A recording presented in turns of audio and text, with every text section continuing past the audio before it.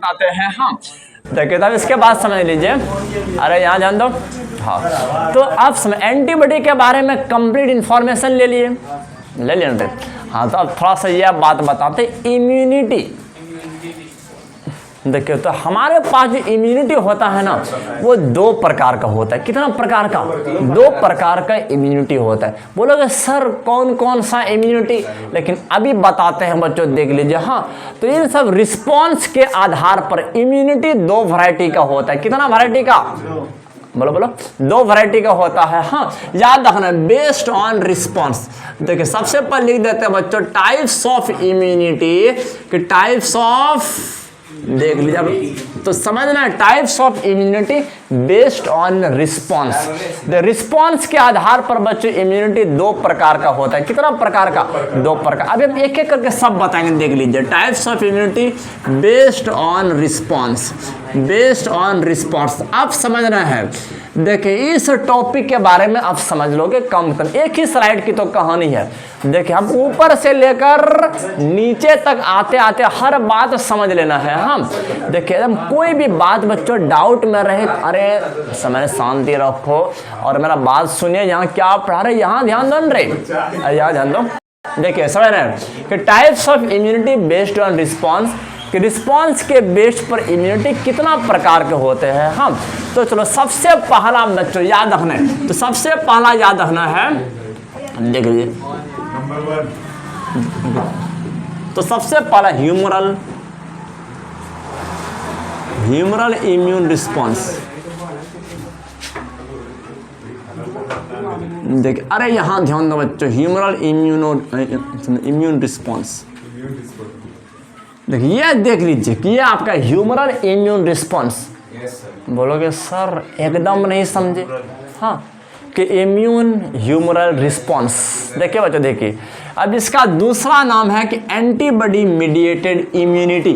अरे ध्यान दो, देखिए इसका नाम है एंटीबॉडी मीडिएटेड। देखिए ठक ठुक सब कर यार ध्यान देख लीजिए, एंटीबॉडी मीडिएटेड इम्यूनिटी। चलो बच्चों अब ये बात बताते हैं, ये वाला देखिए कौन सा इम्यूनिटी है सर, एंटीबॉडी मीडिएटेड। तो इस इम्यूनिटी को करने में किसका रोल रहेगा? एंटीबॉडी का रहेगा। तो बच्चों और इस रिस्पॉन्स को, इस एंटीबॉडी के द्वारा जो रिस्पॉन्स लिए जाएंगे हमारे बॉडी में, तो उस रिस्पॉन्स को क्या बोलेंगे? Humoral immune response. क्या बोलेंगे? Humoral immune response. याद रखना बच्चों, तो बहुत बार एग्जाम में आते हैं। देखिए और दूसरा वाला जो इम्यूनिटी है उसको कहते हैं सेल मीडिएटेड इम्यूनिटी। देखिए दूसरा होता है सेल मीडिएटेड इम्यूनिटी। अब यह बात समझना है, रिस्पॉन्स के आधार पर दो प्रकार का इम्यूनिटी होता है, कि एक इम्यूनिटी को कंडक्ट बच्चों एंटीबॉडी करते हैं, दूसरा इम्यूनिटी को कंडक्ट कौन करते हैं? जानते हो सेल मीडिएटेड में आपका टी लिम्फोसाइट करता है। कौन करता है? कि आपका टी लिम्फोसाइट करता है। कि इस इम्यूनिटी का कंडक्ट कौन करता है बच्चों? इसको टी लिम्फोसाइट करता है। कौन करता है रे? इसको टी लिम्फोसाइट करता है। और ऊपर वाले को कंडक्ट कौन करता है? एंटीबॉडी करता है।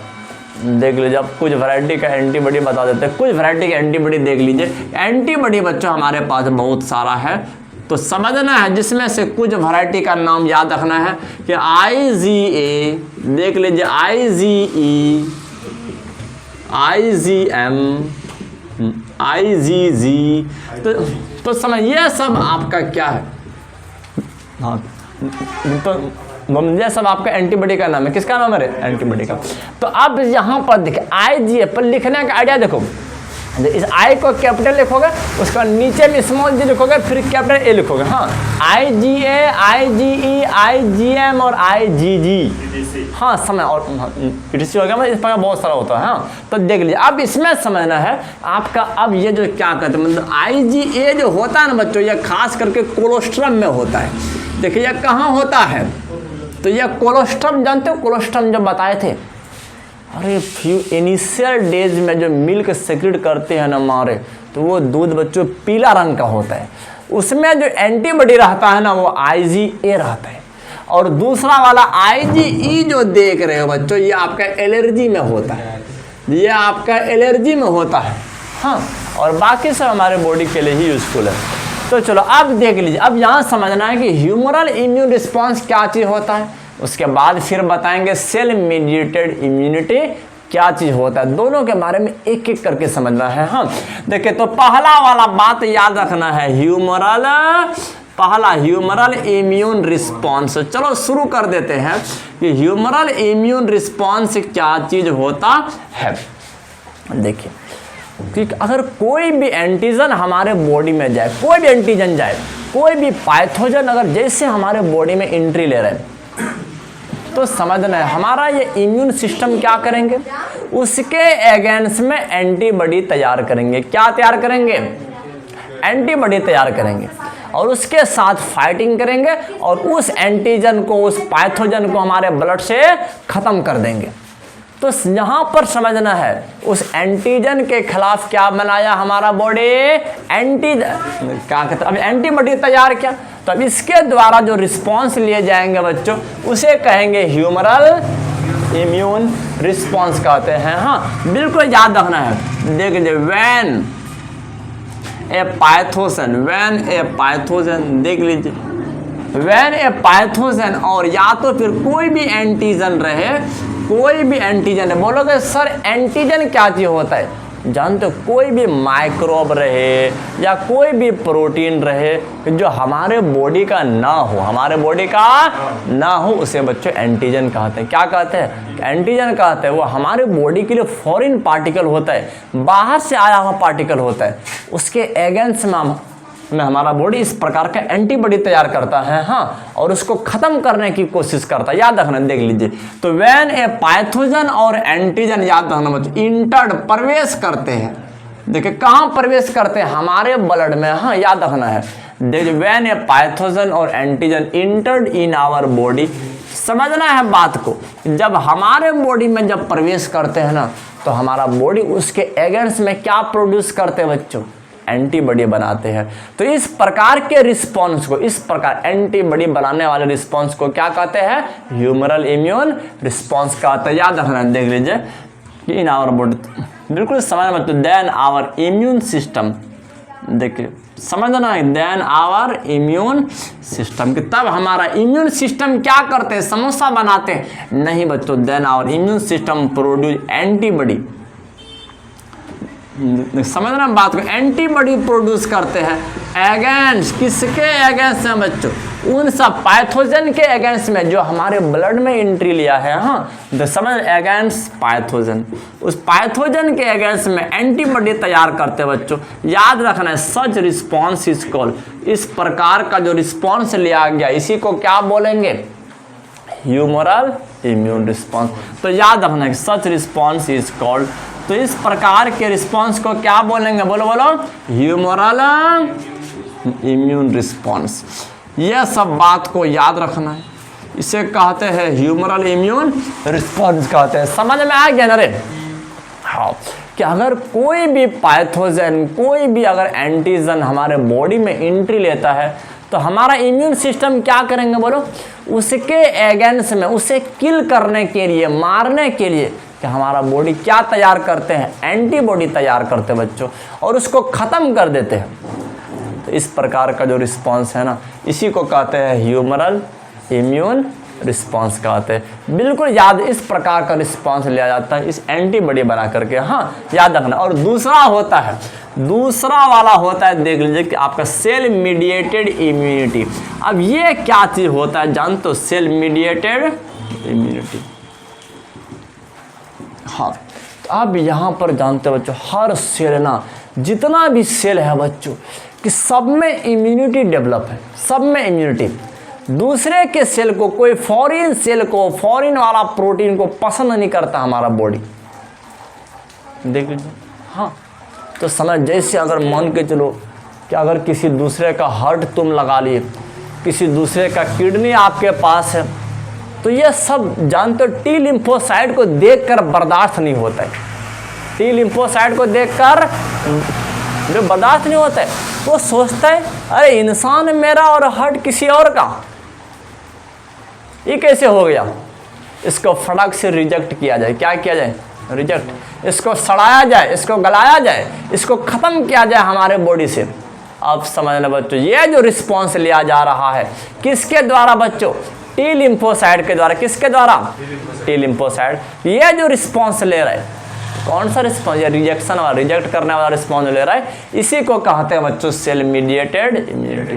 देखिए अगर कोई पूछे ना कि अगर हमारे पास किसी और का हार्ट है, किसी और का किडनी है, तो समझने आखिर तो समझना हम जो प्रत्येक महीना जो वो क्या कहते हैं इम्यूनो सप्रेजेंट जो लेते हैं कि ताकि हमारा इम्यून सिस्टम बहरा बना रहे, अंधा बना रहे, ना पहचान सके, तो हम लोग किसको शांत रखते हैं जानते हो? टी लिम्फोसाइट को। किसको?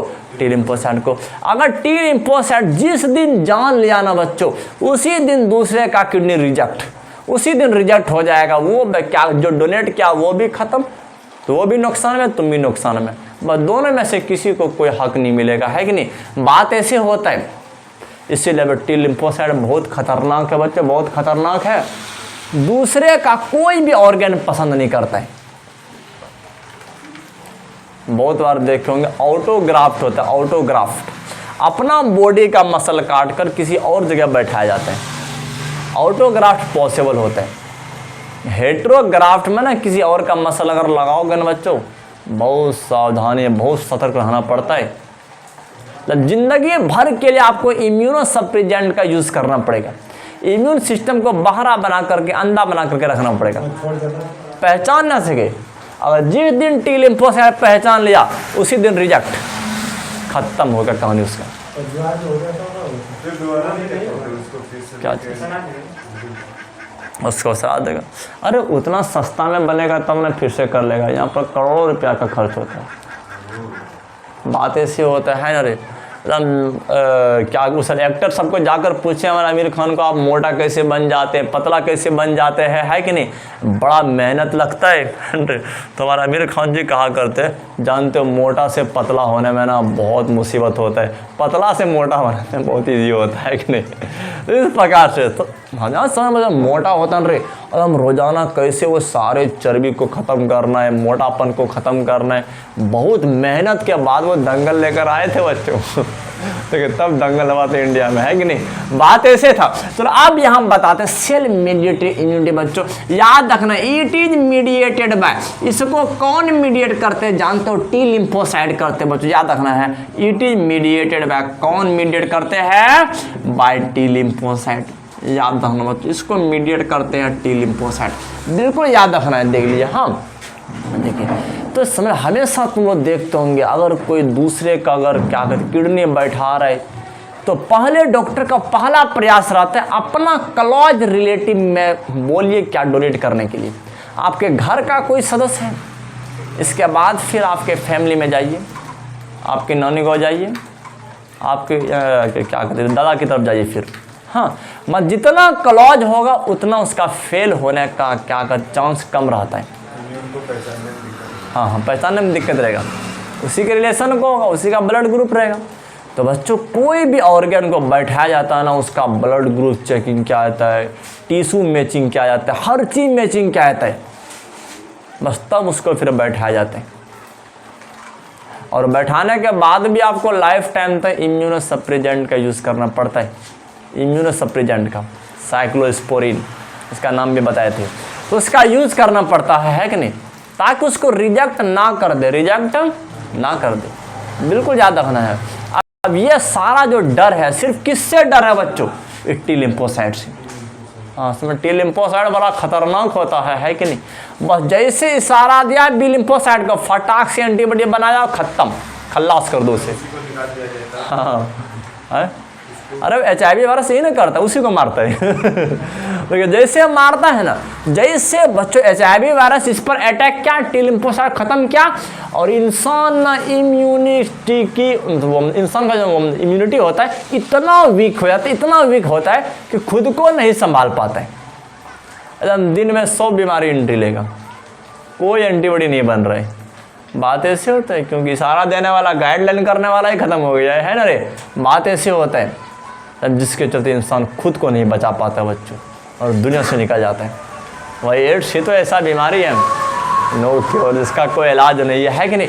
तो चलो अब यहाँ बात बता देते हैं बच्चों, बहुत अच्छा वाला बात देख लीजिए, बिल्कुल समझना कि अब यह सब जो टिश्यू ग्राफ्ट जो होता है या ऑटोग्राफ्ट लिख देते हैं कि ऑटोग्राफ्ट जो होता है बच्चों, ऑटोग्राफ्ट या हेट्रोग्राफ्ट। देखिए इस ऑटोग्राफ्ट में होता है कि अपना ही बॉडी का मसल को काट कर किसी और जगह बैठाया जाता है, हाँ।